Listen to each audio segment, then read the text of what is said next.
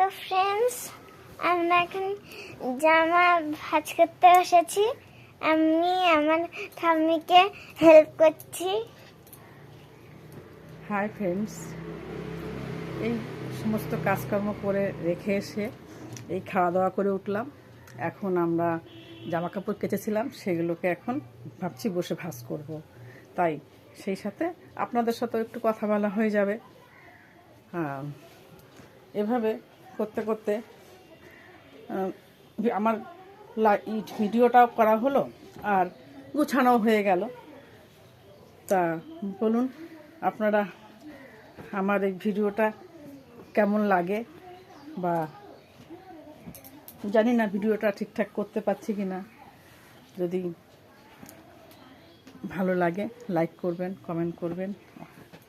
আর আমার ছোট্ট দিদি ভাই আমার সাথে হেল্প করছে।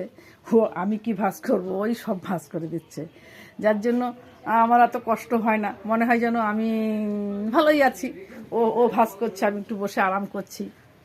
তা হ্যাঁ, আমাকে পুলিশে দেবে বলছে। না না, পুলিশে দেবে কেউ না, এটা ঘরের কাজ, আমাকে হেল্প করছে।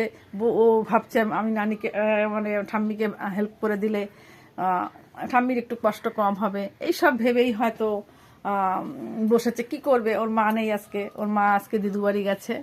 তাই তার জন্য ও আমাকে বলল, ঠিক আছে নানি, তোমার জিনিসগুলো আমি তোমার সাথে হেল্প করে দিচ্ছি। বললাম আচ্ছা। খাওয়া দাওয়া হয়েছে, বললাম শুয়ে পড়। না, আমি শোবো না, আমি তোমার সাথে আগে কাজ টাজ করো, তা দুজনে একসাথে ঘুমাবো। এই আচ্ছা, দাও হয়েছে। হ্যাঁ আচ্ছা, তারপরে তুই বলো, কিছু বলতে চাইলে বলো বলো। তো ফ্রেন্ডস, আমি যে আপনাদেরকে আমার আমি রিলস করি, আপনাদের কেমন লাগে আমি আমার ঠাম্মির চ্যানেলে মাঝে মাঝে আসি। মাঝে মাঝে আসি, তা আমাকে জানাবেন। আমার ঠাম্মির চ্যানেলে আপনারা আমাকে জানিয়ে দেবেন যে আপনাদের আমার ভিডিওগুলো কেমন লাগে, তাই তো? আচ্ছা, আমি বলে দিয়েছি।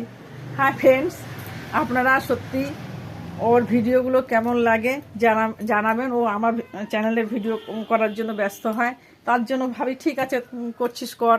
যখন পড়া থাকে তখন বায়না করে না, কিন্তু পড়া না থাকলেই, যে আজকে যেমন পড়া নেই, আর যার জন্য আজকে এই বেলায় তো পড়া নেই, দুপুর হয়ে গেছে।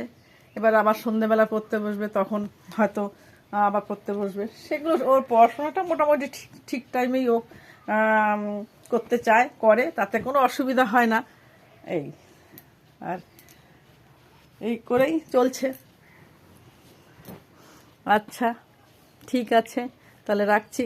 আমার ছোট্ট মিষ্টি দিদিভাইকে নিয়ে আজকে ব্লগটা এখানেই শেষ করে দিচ্ছি।